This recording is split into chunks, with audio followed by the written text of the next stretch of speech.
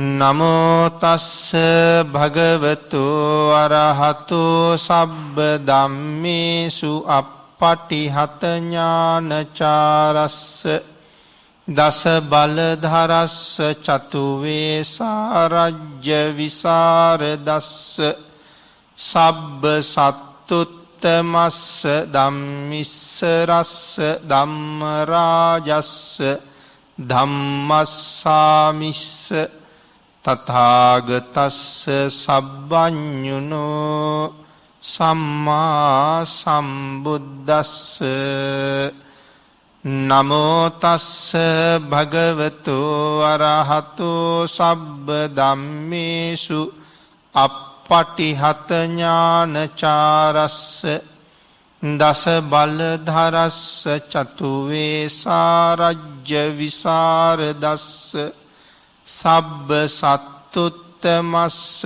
ධම්මිස්සරස්ස ධම්මරාජස්ස ධම්මස්සාමිස්ස තථාගතස්ස සබ්බඤුනෝ සම්මා සම්බුද්දස්ස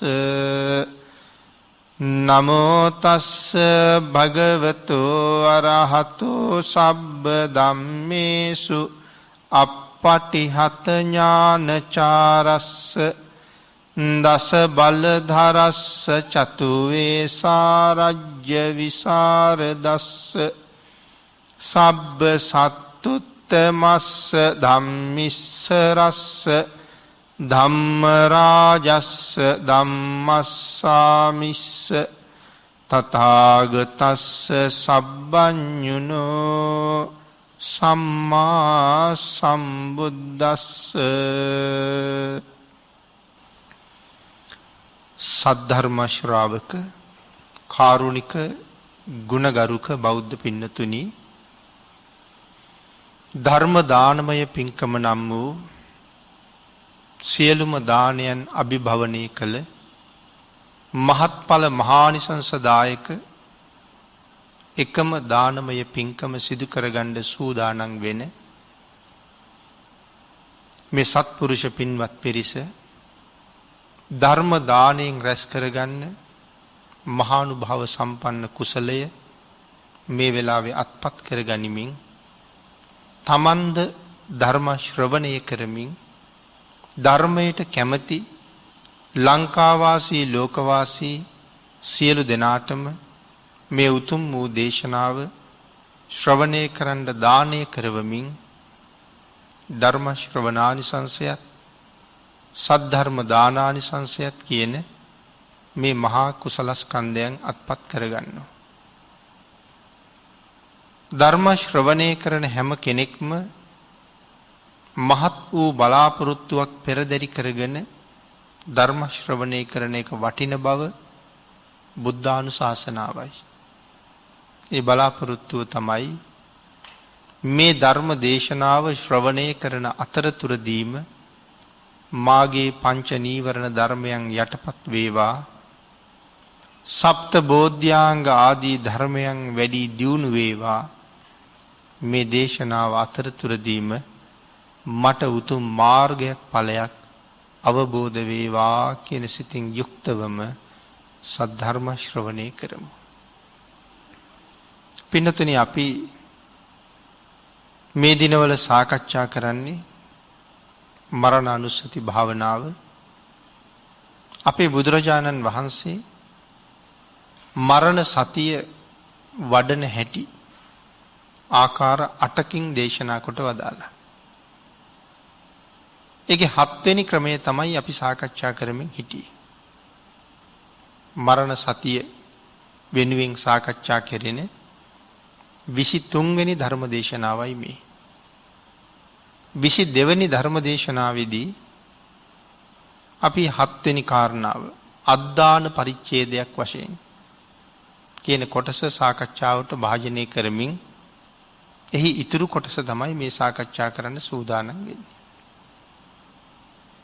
අපි මේ කාරණාව සාකච්ඡා කරනකොට මේ මිනිස්යන්ගේ ජීවිතය ඊටාම අල්පයි, ඊටාම කෙටි කියන කාරණාවයි සාකච්ඡා කළේ. එහිදී අපි එකතු කරගත්තා අංගුත්තර නිකායේ සත්තක නිපාතයේ සඳහන් වන අරක කියන සූත්‍රය. අරක කියන ශාස්ත්‍රවරයා තමන්ගේ ශ්‍රාවකයින්ට උපදෙස් දෙනවා මනුස්ස ජීවිතේ ඊටාම අල්පයි. වහවහ කුසල් රැස් කරගන්න. බ්‍රහ්මචර්යාවේ හැසිරෙන්න කියලා. මනුස්ස ජීවිතයේ ඒ තරම් අල්පයි වහාම කුසල් රැස් කරන්න කියලා මේ ශාස්ත්‍රවරයා කියන කාලේ මිනිස්සුන්ගේ පරමායුෂය අවුරුදු 60000යි. ඒ කාලේ මිනිස්සුන්ගේ ආයුෂය අවුරුදු 60000යි. ඒ කාලේ තමයි කියන්නේ ඉක්මන් කරන්න වහවහ කියලා. අපි එතන ඉඳලා අද දේශනාව පටන් ගමු. මෙතන සඳහන් කරනවා ඒ කාලේ තරුණියක් විවාහ කරලා දෙනකොට විවාහයට සුදුසු වයස අවුරුදු 500යි. අවුරුදු 500ක් ගත වුණාම තමයි විවාහ කරලා දුන්න ආවාහ විවාහ කටයුතු කළා කියලා සඳහන් වෙන්නේ.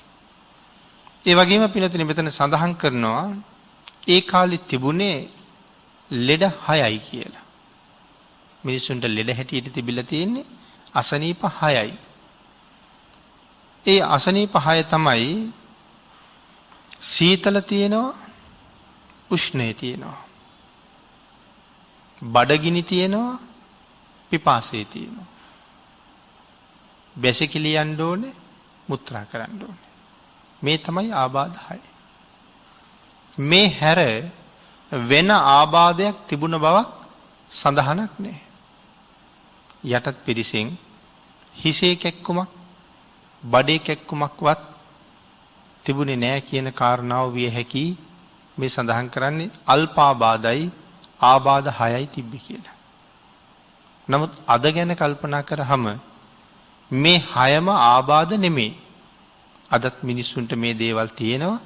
මෙවුවා අපි ලෙඩ හැටියට දකින්නේ නැහැනේ. පිපාසය ආපුවම අපි ඒක ලෙඩක් කියලා අපි දකින්නේ නැහැ කොහොමද? මේ අරක ශාස්ත්‍රුන් වහන්සේගේ කාලේ තමයි එහෙම සඳහන් කළේ. පින්නතේ මෛත්‍රී බුදුරජාණන් වහන්සේගේ කාලේ ලෙඩ 4යි කියලා තමයි සඳහන් කරන්නේ. එතන සඳහන් කරන්නේ බඩගිනි පිපාසය තියෙනවා, මල මුත්‍රා කිරීමේ අවශ්‍යතාවය තියෙනවා.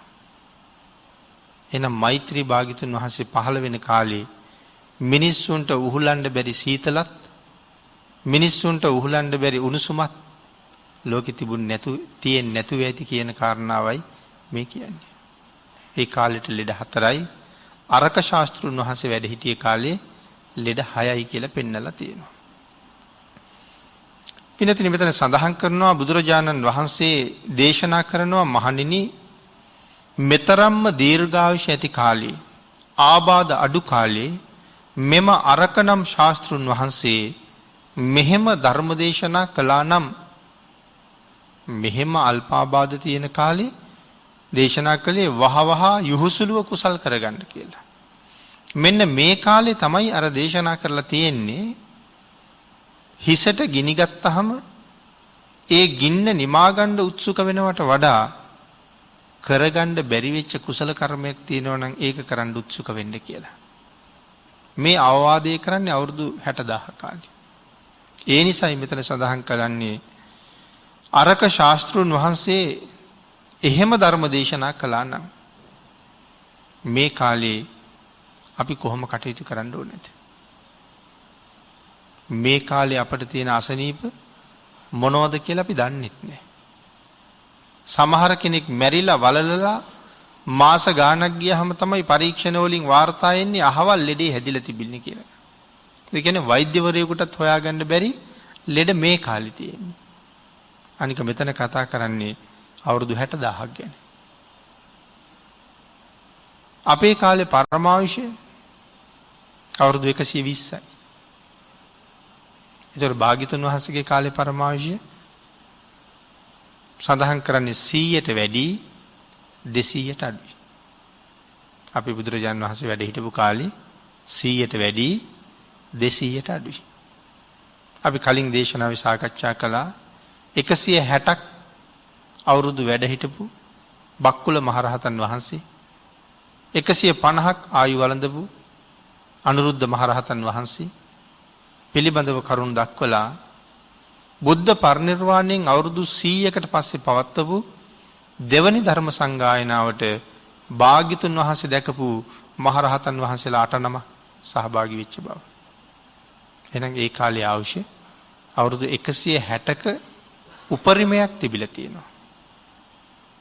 නමුත් සඳහන් කරන්නේ 100ට වැඩි 200ට අඩුයි කියලා.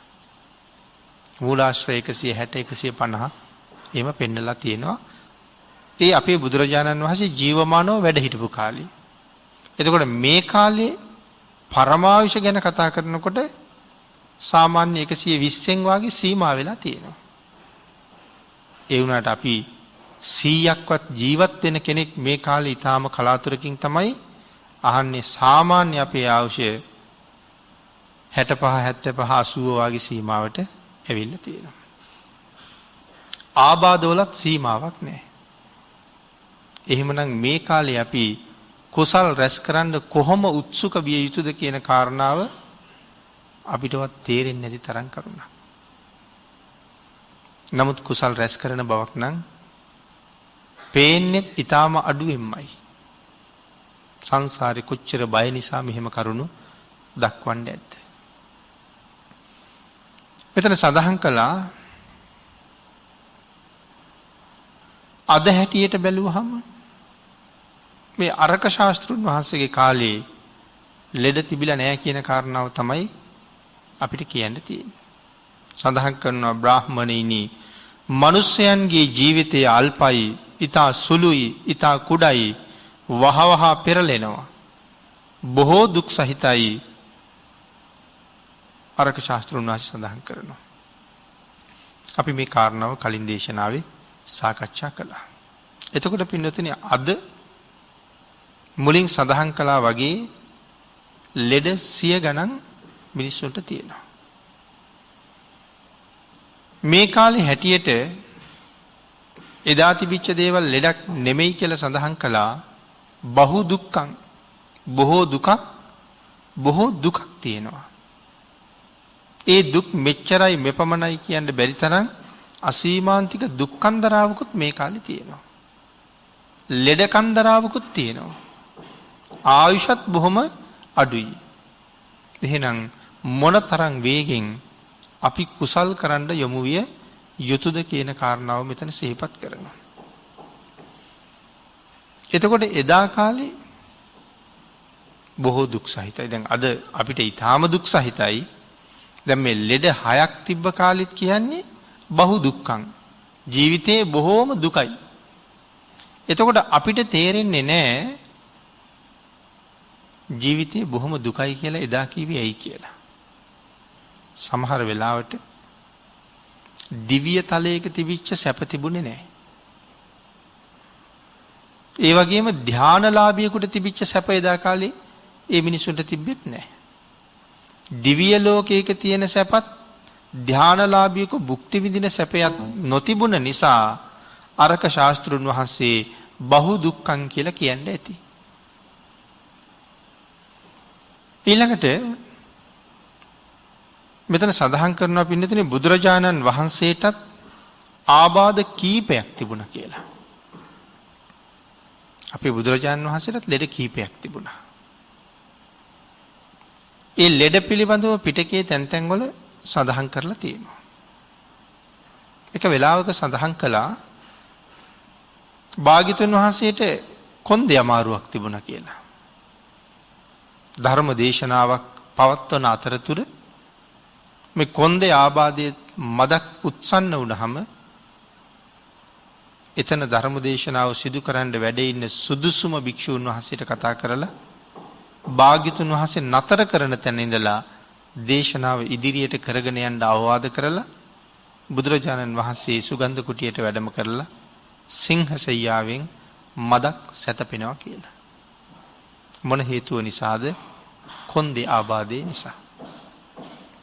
එතකොට විශේෂයෙන් සඳහන් කරන්න ඕනේ බුදුරජාණන් වහන්සේගේ මේ කොන්දේ ආබාධය කියලා කීවට ඒක දරා ගන්න බැරි වේදනාවෙන් පිරිච්ච බවක් එහි තිබුණේ නැහැ කියලා. බුදුරජාණන් වහන්සේ පුදුම කායික සුවයක් තිබුණ කෙනෙක්. කියන්නේ එහෙනම් ආබාධයක් කියලා. මොකද අවුරුදු 29ක් වෙනකන් කිවිසුමක්වත් ගියේ නැති ජීවිතයක් භාග්‍යතුන් වහන්සේට තියෙන්නේ. සම්ප්‍රතිශියාවක්වත් හැදිලා නැහැ කියලා අපිට හිතන්න පුළුවන්. ලෙඩෙක් දැක්කහම චන්න අමාත්‍යයෙන් අහනවා ඒ කවුද කියලා. ස්වාමීනි ඒ ලෙඩෙක් කියලා කියන්නේ කවුද? එහෙමනම් 29ක් අවුරුදු සම්පූර්ණ වෙනකන් සිද්ධාර්ථ කුමාරයා ලෙඩක් කියන්නේ මොකක්ද? ලෙඩෙක් කියන්නේ කවුද කියන කාරණාව දැනගෙන හිටපු නැති එකෙන් ඊටාම අල්පාබාධයි කියන එක අපිට හොඳටම ප්‍රත්‍යක්ෂයි. නමුත් ධර්මයේ සඳහන් කරනවා භාග්‍යතුන් වහන්සේට හැදුන අසනීප කීපයක් තියෙනවා කියලා. එහෙනම් ඒ 29 අවුරුද්දෙන් පස්සේ තමයි මේ කාරණා ඇති වෙන්නේ ඇත්තේ. කොන්දේ අමාරුවක් තිබුණ බව සඳහන් කරනවා. මේ කොන්දේ අමාරුව මොන හේතුව නිසාද කියලා පැහැදිලි කරනකොට සංයුක්ත නිකාය පළවෙනි පොතේ දේවහිත කියන සූත්‍රයේ තමයි මෙහෙම සඳහන් කරන්නේ.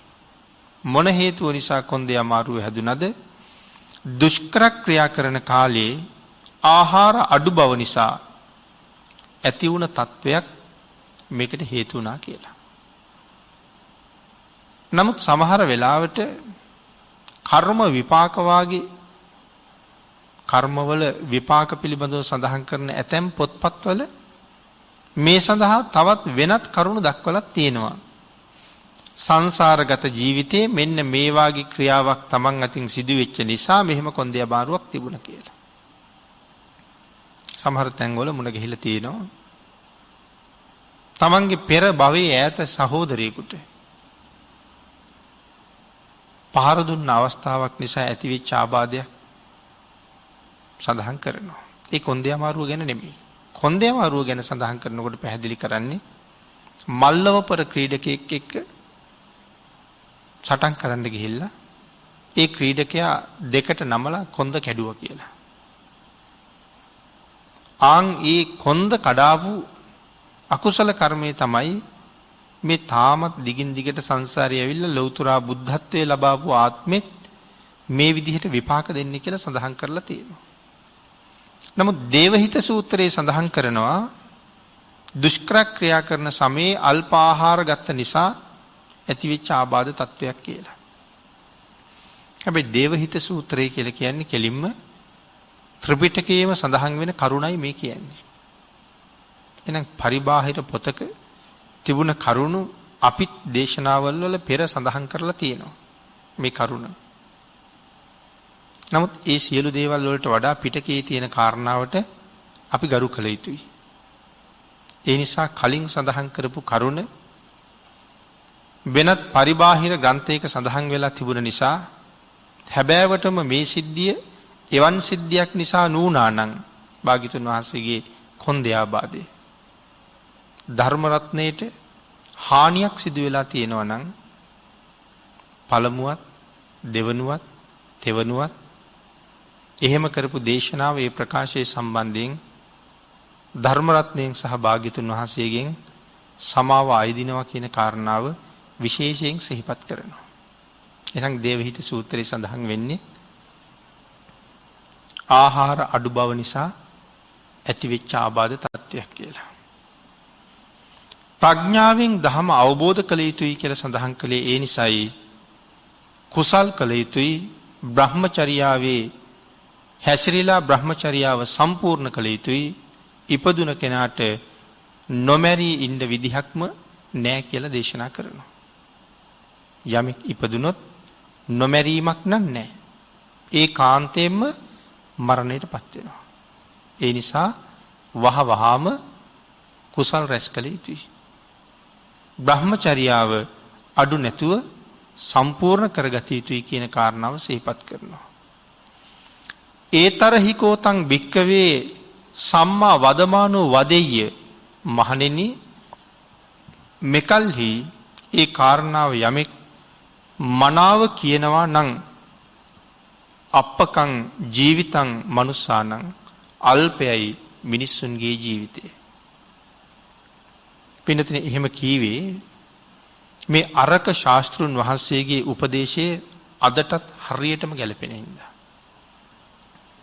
එතකොට මේ අරක ශාස්ත්‍රඥ වහන්සේ කියලා කියන්නේ වෙන කවුරුවත් නෙමෙයි.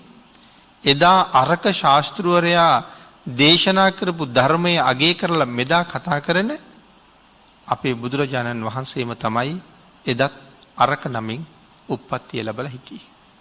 එහෙනම් අරක ශාස්ත්‍රවරයාත් බුදු පියාණන් වහන්සේත් සංසාරගත ජීවිතයේ දෙන්නෙක් වගේ පෙනුනට හැබෑවටම මේ කෙනෙක්මයි.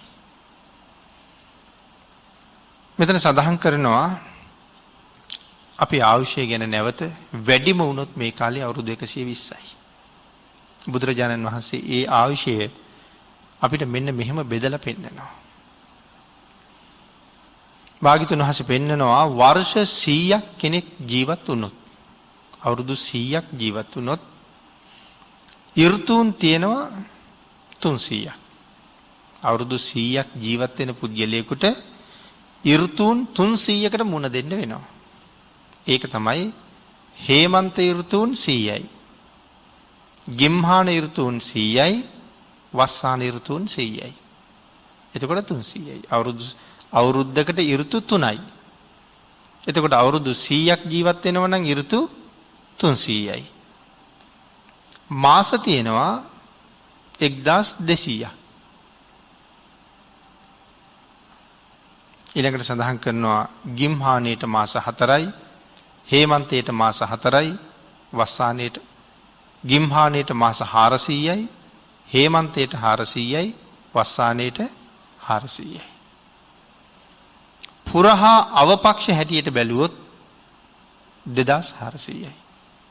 මාස එක පැත්තක් පුරපක්ෂය, අනිත් පැත්ත අවපක්ෂය. පුර පැත්තේ පොය ගැන කතා කරනකොට අපි කියනවා පුර අටවක කියලා, අව පැත්තට යනකොට අව අටවක කියනවා. මැද්දේ 15ක කියලා අපි කියනවා. එහෙනම් මාසෙ දෙකට බෙදුනොත් 2400යි. පුරහා අව වශයෙන්. ඊළඟට බුදුරජාණන් වහන්සේ මෙහෙම ගණන් දක්වද්දී සඳහන් කරනවා රාත්‍රීන් නම් 36000යි. අවුරුදු 100ක් ජීවත් වෙන කෙනෙකුට රාත්‍රීන් එළඹෙන්නේ 36000යි. ඒ කියන්නේ අවුරුදු 100ක් ඉන්නවා කියලා කියන්නේ අපිට ජීවත් වෙන්න තියෙන දවස් 36000යි. එහෙම කල්පනා කරාම නම් තේරෙනවා මෙච්චරද ජීවත් වෙන්නේ කියලා. අවුරුදු 100ක් කියනකොට ලොකුවට හිතෙනවා. දවස් ගණන් කියහම දවස් 36000යි ඉන්න තියෙන්නේ. ඊළඟට සඳහන් කරනවා මේ අවුරුදු 65ක් 70ක් වගේ කාලේ. එහෙනම් අපේ ආයුෂය මොනතරම් වේගෙන් පිරිහිලාද කියලා. කැලෙන්ඩර් එක කොලේ අපි දවසින් දවස කඩලා අයින් කරනවා. එහෙම කැලෙන්ඩර් තියෙනවනේ. දිනේ දිනේ කඩලා අයින් කරන කැලෙන්ඩර් තියෙනවා. ඒ වාගේ දවස් 70යි නම් ජීවත් වෙන්නේ. අවුරුදු 70යි නම් ජීවත් වෙන්නේ. දවස් ගාන හදලා බලලා දවසක් ගෙවිලා නැවත අලුතෙන් දවසක් උදා වෙනකොට හරියට අර කැලෙන්ඩරේ කොලයක් ගලවලා අයින් කරා වගේ මට ජීවත් වෙන්න තිබිච්ච දිනවලින් එකක් අයින් වෙලා ගිහිල්ලා. එහෙම අයින් කර බැලුවොත් දැන් මට මෙච්චරයි ජීවත් වෙන්න තියෙන්නේ කියලා. මං හිතනවා මිනිස්සු මීට වඩා පින්කම් කරන්න උත්සුක වෙයි කියලා. මීට වඩා ಗುಣධම් රැස් කරන්න උත්සාහ ගනී. මොකද මට ජීවත් වෙන්න තියෙන කාලය මෙච්චරයි. ඒකිනුත් දැන් දවසක් ඉවරයි. දැන් ඒ වුණාට අපිනේ තියාගෙන ඉන්නේ 70ක් 75ක් කියලා. කවුද දන්නේ 20න් මැරෙයිද කියලා? 25න් මැරෙයිද කියලා? අපි හිතාගෙන හිටියට රැකියාවක් හම්බ වෙයි අපිට. රැකියාවක් වෙනුවෙන් හොඳට මහන්සි වෙලා ඉගෙන ගන්නවා.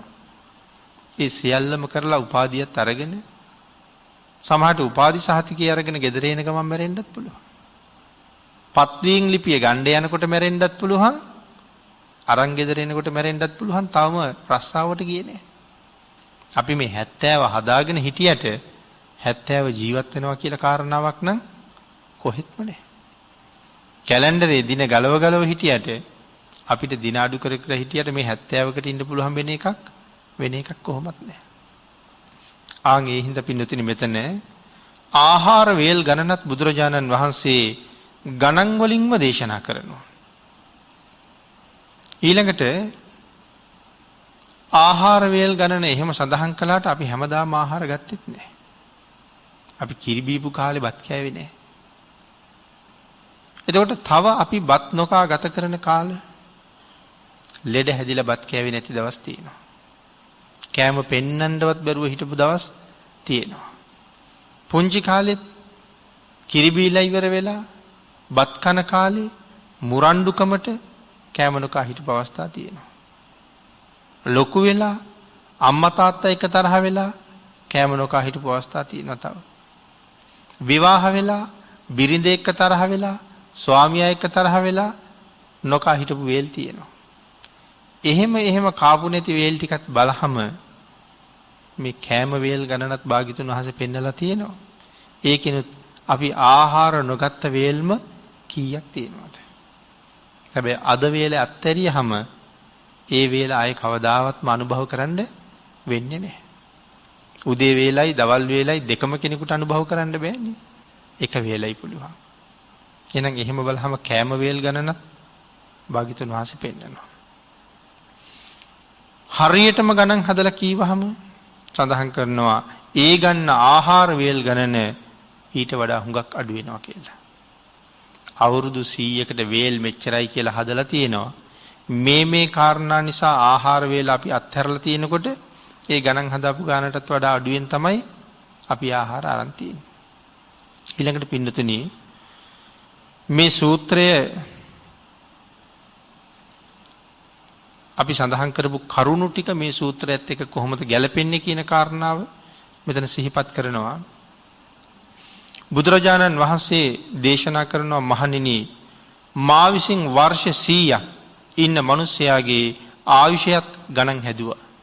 මහණෙනි මම අවුරුදු 100ක් ජීවත් වෙන මිනිසයාගේ ආයුෂයත් ගණන් හැදුවා. ඍතු ප්‍රමාණයත් ගණන් හැදුවා. මාස ප්‍රමාණයත් ගණන් හැදුවා. අර්ධ මාස ප්‍රමාණයත් ගණන් හැදුවා. සංවත්සර ප්‍රමාණයත් ගණන් හැදුවා. රාත්‍රීන් ප්‍රමාණයත් ගණන් හැදුවා. භෝජනය කරන වේල් ප්‍රමාණයත් ඒ ප්‍රමාණයට වෙන අනතුරු ප්‍රමාණයත් ගණන් හැදුවා. මහණෙනි ශ්‍රාවකයින්ට හිතසුව පිණිස යම් ශාස්ත්‍රඥ වහන්සේ නමක් විසින් කළ යුතු යමක් තියෙනවා නම් අනුකම්පාව උපදවලා එය මම නුඹලා වෙනුවෙන් කරලා තියෙනවා. එහෙමනම් මම ඒ දේ මනාව උඹලට පෙන්නලා තියෙනවා. තව කුමන කාරණාවක් හින්දා වීරිය වඩන්නේ නැතුව ඉන්නවද? බ්‍රහ්මචර්යාවේ හැසිරෙන්නේ නැතුව ඉන්නවද? සිල් ගුණ පුරන්නේ නැතුව තව කල් මරනවද කියන කාරණාවයි භාග්‍යතුන් වහන්සේ අහන්නේ. මෙච්චර පැහැදිලිව මම කරුණු පෙන්නලා මරණය පිළිබඳවත් කරුණු දක්වලා ජීවත් වෙන්න තියෙන කාලයත් පෙන්නලා මාස ගණනින් දවස් ගණනින් කෑම වේල් ගණනින් ඍතුන් ප්‍රමාණිනුත් පෙන්නලා තියෙනවා. එහෙනම් මේ අවුරුද්ද උදා වෙලා තවම දින කීපයයි. මුල් මාස 4 එක ඍතුවක්, ඊළඟ මාස 4 තව ඍතුවක්, ඊළඟ මාස 4 තව ඍතුවක්. එහෙනම් අප්‍රේල් මාසෙට එනකොට අපි කල්පනා කරන්න ඕනේ මට ඍතුන් තියෙන්නේ 300යි 100ක් ඉන්නවනම් ඒකෙන් ඍතුවක් ඉවරයි. අපිට එහෙම හිතන්න බෑ අපේ ඍතුන් දැන් සෑහෙන ප්‍රමාණයක් ඉවර වෙලයි තියෙන්නේ අපේ වයසේ හැටියට. ඒකත් එක ගණනය කරලා බලන්න ඕනේ මට තව ඍතු කීයද ඉන්න තියෙන්නේ කියලා.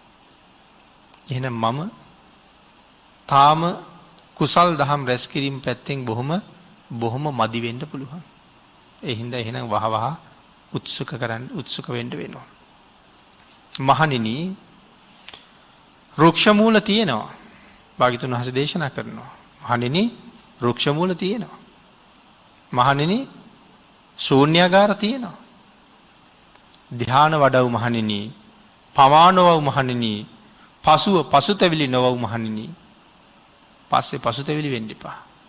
ධ්‍යාන වඩන්න උත්සාහ කරන්න පමා වෙන්න එපා.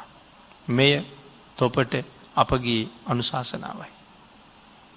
ජීවිතයේ මහණෙනි මේ තරම් කෙටි. මම ඒ බව පෙන්නවා මෙන්න රුක්ෂ මූල තියෙනවා මෙන්න ශූන්‍යාගාර තියෙනවා ධ්‍යාන වඩන්න. පමාන වෙන්න. සිල් ගුණ දියුණු කරන්න අබ්‍රහ්මචර්යාවේ හැසිරෙන්න. භවහා සංසාරයෙන් එතර යන්න කටයුතු කරන්න මේක මගේ අනුශාසනාවයි කියලා ඊටාම පැහැදිලිව බුදුරජාණන් වහන්සේ දේශනා කරනවා. ඒ බුද්ධ වචනයට කීකරු වෙච්ච අය ලෝකේ ඉන්නේ බොහොම සුළු ප්‍රමාණයයි. හැබැයි යමෙක් කීකරුද ඒ කීකරු හැමෝම ජීවත් වෙන්නෙත් සතුටින් මැරෙන්නෙත් සතුටින්. මැරිලා ගිහිල්ලා ඊට වඩා හුඟක් සතුට තියෙන තැන්වල සැපයේ තියෙන තැන්වල උප්පත්තිය ලැබෙනවා. අපි ඒකට කැමති නම් වහවහ බුද්ධානුශාසනාවට කීකරු වෙන එක අපේ යුතුයකම. සැපය සතුට බලාපොරොත්තු වෙනවා.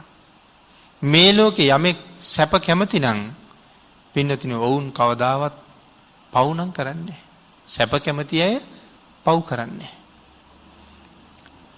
සැපය කැමති නැති අය පවට බය නැහැ. සැපයට කැමති අය පවට හරි බයයි. එහෙනම් හැම වෙලාවෙම පවට බය වෙලා කුසලයේ සඳහා මැලෙන්න ඕනේ. නමුත් ලෝකේ යන්නේ හුඟක් අනිත් පැත්තට කුසලයට ඇලෙන්නේ නැතුව මිනිස්සු වැඩියෙන් ඇලිලා තියෙන්නේ අකුසලයේ පැත්තටමයි. මේ තමයි අරක සූත්‍රය. අරක සූත්‍රයේ මේ කාරණා ටික ගලපලා භාග්‍යතුන් වහන්සේ පෙන්නනවා. මරණානුස්සති භාවනාව දැක්වෙන තවත් සූත්‍ර අපි පිටකේ තියෙනවා. අපි විශේෂයෙන් මේ දේශනා මාලාව පුරාම සාකච්ඡා කරන්නේ විසුද්ධි මාර්ගයේ සඳහන් වෙන කොටස. නමුත් පිටකේ තියෙන සූත්‍රවල කරුණුත් අරගෙන සම්බන්ධ කරගන්න නිසායි මේ අරක ආදී සූත්‍ර මේ විදිහට කෙටියෙන් මෙතෙන්ට සම්බන්ධ කරගත්තේ. තවත් මරණය පිළිබඳව කතා කරන සූත්‍ර පිටකේ නැතුව නෙමෙයි. තවත් සූත්‍ර තියෙනවා. ඒ වගේ එක සූත්‍රයක් තමයි අංගුත්තර නිකායේ අට්ඨක නිපාතේ සඳහන් වෙන මේ චක්ක නිපාතේ 40 වෙනි පිටුවේ තියෙන එක සූත්‍රයක සඳහන් කරනවා. අංගුත්තර නිකායේ අට්ඨක නිපාතයේ සූත්‍රයක් තියෙනවා. අංගුත්තර නිකායේ චක්ක නිපාතේ 40 වෙනි පිටුවේ මරණ සතිය පිළිබඳව කතා කරන තව සූත්‍රයක් තියෙනවා.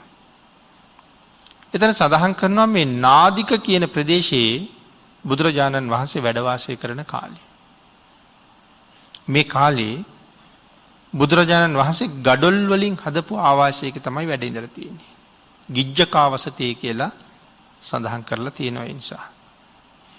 එහි ඉඳලා භික්ෂූන් වහන්සේලා ආමන්ත්‍රණය කරලා බුදුරජාණන් වහන්සේ දේශනා කරනවා මහණෙනි මරණය පිළිබඳව සිහිය වඩන ලද්දේ බහුලව වඩන ලද්දේ එය මහත්ඵල මහානිසංස වෙයි.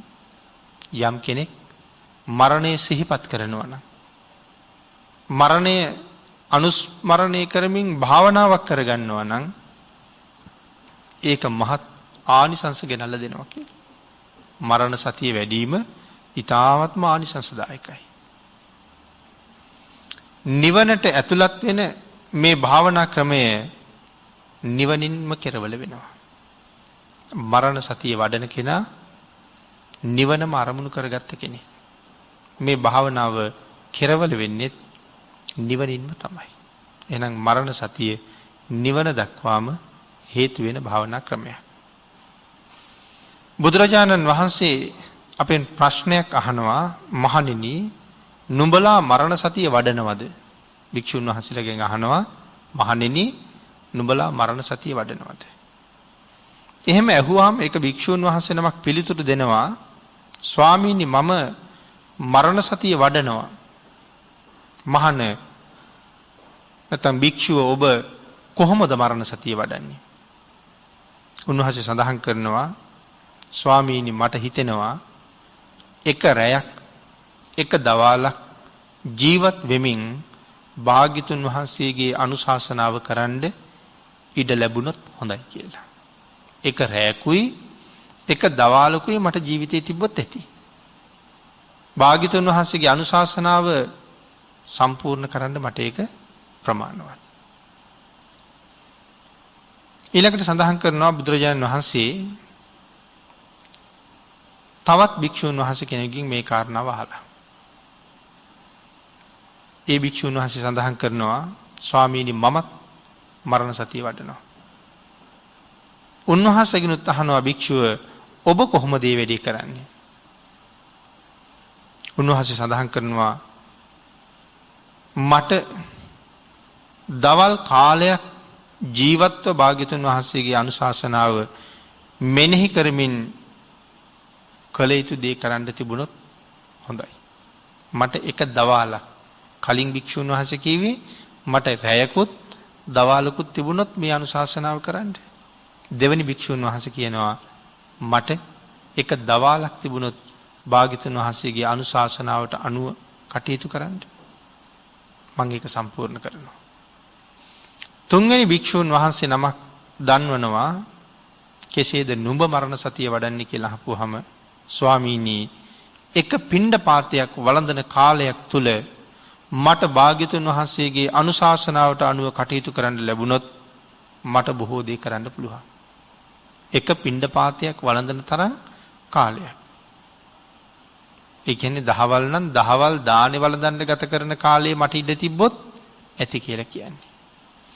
හතරවෙනි භික්ෂුන් වහන්සේ සඳහන් කරනවා ස්වාමීනි මමත් මරණ සතිය වඩනවා. බුදුරජාණන් වහන්සේ අහනවා භික්ෂුව ඔබ කොහොමද මරණ සතිය වඩන්නේ? උන්වහන්සේ සඳහන් කරනවා ස්වාමීනි බත් පිඩු 4ක් හෝ 5ක් හපලා ගිලිනතුරු ජීවත් වෙන්න තිබ්බොත් මට ඇති.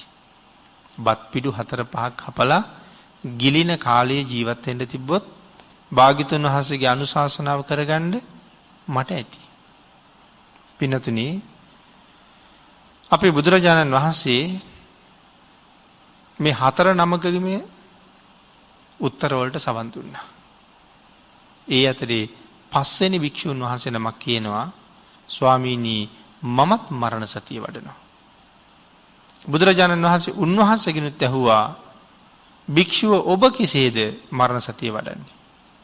උන්වහන්සේ සඳහන් කරනවා මට එක බත් පිඩුවක් හපලා ගිලින තරම් කාලයක් භාග්‍යවතුන් වහන්සේගේ අනුශාසනාව කරන්න තිබුණොත් මම ඒක හරියට කරගන්නවා. එක බත් කටක් හපලා ගිලින කාලයක්. මට බොහෝ දේ කරගන්න පුළුවන් වෙනවා. මම ඒ කාලය තුල බොහෝ දේ කළා කියලා මම කල්පනා කරනවා. 6 වෙනි භික්ෂුන් වහන්සේ සඳහන් කරනවා ස්වාමීනි මමත් මරණ සතිය වඩනවා. භික්ෂුව ඔබ කොහොමද මරණ සතිය වඩන්නේ? උන්වහන්සේ සඳහන් කළා ස්වාමීනි මට භාග්‍යවතුන් වහන්සේ දේශනා කරන ආකාරයෙන් ස්වාමීනි අහෝ මම ඒ තාක් කල් ජීවත් වුණොත් ඇති. කොයි තාක් කාලයක්ද? ඉහළට ගන්න හුස්ම පහළට හෙළන තුරු හෝ පහළට හෙළූ හුස්ම ඉහළට ගන්න තුරු මට ජීවත් වෙන්න ලැබුණොත් මම භාග්‍යවතුන් වහන්සේගේ අනුශාසනාව බොහෝසේ කළා වෙනවා. මම භාග්‍යවතුන් වහන්සේ අනුව ජීවත් වුණා වෙනවා. මට හුස්ම ඉහළට ගන්න ලැබුණොත් ඇති. එහෙම නැත්නම් ඉහළට ගත්ත හුස්ම පහළට හෙලන්න තිබුණොත් ඇති. එතකොට ආශ්වාස කරන කාලය තුල හෝ ප්‍රාශ්වාස කරන කාලය තුල මට ජීවත් වෙන්න ලැබුණොත් ඇති. 5 වෙනි භික්ෂුන් වහන්සේ 6 වෙනි භික්ෂුන් වහන්සේ මෙහෙම සඳහන් කළා. අපේ බුදුරජාණන් වහන්සේ ඒ පිළිබඳව අනුශාසනාවක් දක්වනවා. යම් භික්ෂුවක් හිතුවනම් එක රාත්‍රියක් සහ දවාලක් මට භාග්‍යවතුන් වහන්සේගේ අනුශාසනාව කරගන්න ජීවත් වෙන්න තිබුණා නම් කියලා. එහෙම කීවේ පළවෙනි භික්ෂුව. තව කෙනෙක් මට එක දවාලක් විතරක් ජීවත් වෙන්න අවස්ථාව තිබුණොත් කියලා. අනික් නම මට එක පිණ්ඩපාතයක් වළඳන තුරු ඉන්න ලැබුණොත් කියලා කිව්වා. 4 වෙනි නම කිව්වා මට බත් පිඩු 4-5ක් හපලා ගිලින තරම් කාලයක් ජීවත් වෙන්න තිබුණොත් ඇති කියලා. යම් 4 දෙනෙක් මෙහෙම කිව්වද මේ 4 දෙනාම මහණෙනි මම දකින්නේ ඊ타ත්ම ප්‍රමාදී පුද්ගලයෝ කියලා. අප්‍රමාදී නෙමේ ඊ타ත්ම ප්‍රමාදී පුද්ගලයෝ කියලා. ඊතා හැමින් මරණය සිහි කරන අය බවයි මන් දකින්නේ. සඳහන් කරනවා කෙලෙස් නැති කිරීම පිණිස ඊ타ම හැමින් කටයුතු කරන 4 දෙනෙක් හැටියටයි මම මේ 4 දෙනා දකින්නේ. ඊළඟට බුදුරජාණන් වහන්සේ දේශනා කරනවා යම් භික්ෂූන් වහන්සේලා දෙනමක් එක බත් පිඩුවක් හොඳින් හපලා ගිලින තුරු ජීවත් වුණොත් ඇති. හෝ එහෙම නැත්නම් එක ආශ්වාසයක් කරලා ප්‍රාශ්වාස කරන තුරු හෝ එක ප්‍රාශ්වාසයක් කරලා නැවත ආශ්වාස කරන තුරු හෝ ජීවත් වෙන්න අවස්ථාව ඇති වුණොත් කියලා හිතනවා නම් අන්න ඒ භික්ෂූන් වහන්සේලා දෙනම අප්‍රමාදීව වාසය කරනවා කියලා මම සඳහන් කරනවා.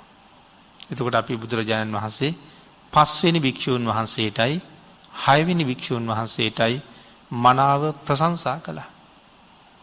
මුල් 4 දෙනා පිළිබඳව භාග්‍යතුන් වහන්සේගේ සතුටක් පැහැදීමක් නැහැ. එතකොට මේ සූත්‍රයෙන් මේ කරුණු ටික මෙහෙම ගෙන හැර දක්වනවා. අවවාදයක් කරනවා තස්මාතිහ භික්කවේ ඒවං සික්කිතබ්බං මහණෙනි මෙසේ හික්මිය යුතුයි අප්‍රමාදීව වාසය කළ යුතුයි. කෙලෙස් නැති කර ගැනීම පිණිස තියුණුව මරණ සතිය වැඩිය යුතුයි කියලා භාග්‍යවතුන් වහන්සේ දේශනා කරනවා. අංගුත්තර චක්ක නිපාතයේ තියෙන පඨම මරණ සති සූත්‍රයේ එහෙම සඳහන් කරලා තියෙනවා. දැන් එතකොට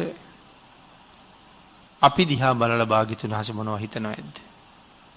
එක දවසක් ජීවත් වෙන්න එක දවාලක් රැයක් ජීවත් වෙන්න තිබුණොත් ඇති. එක දවල් කාලයක් ජීවත් වෙන්න තිබුණොත් ඇති. එක පිණ්ඩපාතයක් වළඳනකම් මට කල් තිබුණොත් ඇති.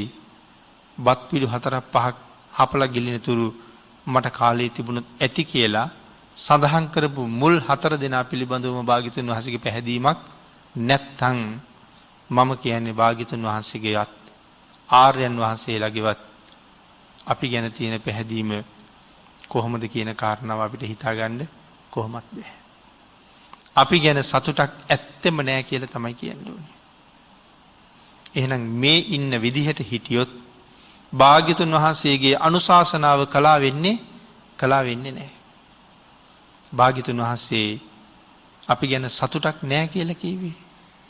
මහා කල්ප අසංඛ්‍ය 4,00,000 උන්වහන්සේගේ නිවන අත්හැරලා පාරමිතා පිරුවේ සංසාරේ දුක් විඳින අහිංසකයෝ සංසාරයෙන් එතරට ගෙනියන්න හින්දා. තමන් වහන්සේගේ නිවන බණපද 2කින් ලබන්න තිබිච්ච නිවන දීපංකර පාදමූලේ අත්හැරලා අපි වෙනුවෙන් මහා කල්ප අසංඛ්‍ය 4,00,000ක්ම උන්වහන්සේ කැප කළා. අපායේ යමින් තිරිසන් වෙමින් මනුස්ස ලෝකේ අනන්ත දුක් විඳිමින් අපි සතර අපායෙන් ගොඩ ගන්න. ආන් ඒ වෑයමට ඒ වීරියට අපි සාධාරණයක් නොකරන බව තමයි මේකෙන් පේන්නේ. උන්වහන්සේගේ කැපකිරීමට අපෙන් සාධාරණයක් ඉෂ්ට නොවෙනකොට අපි ගැන භාග්‍යවතුන් වහන්සේගේ කුමන සතුටක්ද කියලා තමයි හිතන්න වෙන්නේ. එහෙනම් මරණ සතිය කොයි තරම් දියුණු කරන්න ඕනේ නැත. සුවයක් සතුටක් බලාපොරොත්තු වෙන කෙනෙක්.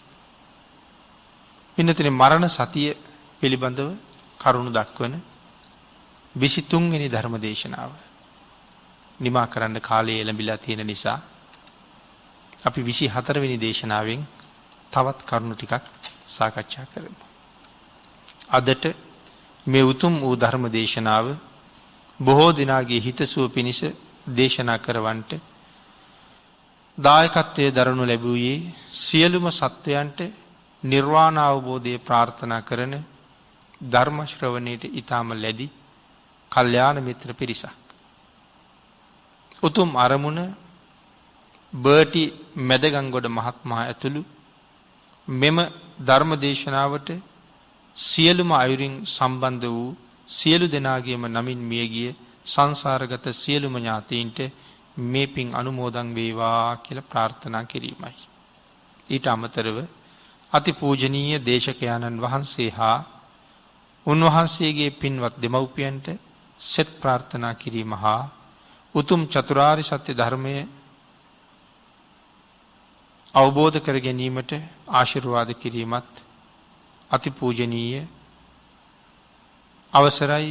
උඩුදුම්බර කාශ්‍යප ස්වාමින් වහන්සේ ඇතුළු බුදු සසුන ආරක්ෂා කරමින් අර්ථයෙන් ධර්මයෙන් අපව පෝෂණය කරන කල්යාණ මිත්‍ර ස්වාමින් වහන්සේලාට උතුම් නිර්වාණ අවබෝධය සඳහා මේ කුසල් හේතු වේවා කියලා ආශිර්වාද කරනවා. ධර්ම දේශනාවට සෑම අයුරින්ම සහභාගී වූ සෑම දිනම නිවන් දක්නා ජාති දක්වා සැප සහිත ප්‍රතිපදාවෙන් සම්මා දිට්ඨික වෙත්වා, කල්යාණ මිත්‍රයින් ලබත්වා, කල්යාණ මිත්‍රයින්ගේ විශේෂ අනුකම්පාව ලබත්වා, නිර්මල සද්ධර්මයේ අසන්නට දරන්නට ලැබේවා. ඊ타ම ඉක්මන් භවයක උතුම් චතුරාර්ය සත්‍ය ධර්මය අවබෝධ කරගනිත්වා කියලා ප්‍රාර්ථනා කරනවා. අපි විසින් රැස් කරගත්ත සියලු පුණ්‍ය ධර්මයන්ුත් මේ පින්නතුන්ට අනුමෝදන් වේවා. පින් අනුමෝදන් කළ සියලු දෙනාටම පින් අනුමෝදන් වේවා. ආශිර්වාද කළ සියලු දෙනාටම රත්නත්‍රයේ ආශිර්වාදයෙන් නිදුක් නිරෝගී භාවී චිරජීවනයේ ලැබේවා. සියලු දෙනාටම උතුම් චතුරාර්ය සත්‍ය ධර්මයේම අවබෝධ වේවා කියලා නැවත ප්‍රාර්ථනා කරමු. ආකාශට්ඨා ච බුම්මට්ඨා දේවා නාග මහිද්దికා පුඤ්ඤන්තං අනුමෝදිත්වා චිරං රක්ඛන්තු ලෝක සාසනං දේවෝ වස්සතු කාලේන සස්ය සම්පatti හෝතු ච පීතෝ භවතු ලෝකෝ ච රාජා භවතු ධම්මිකෝ.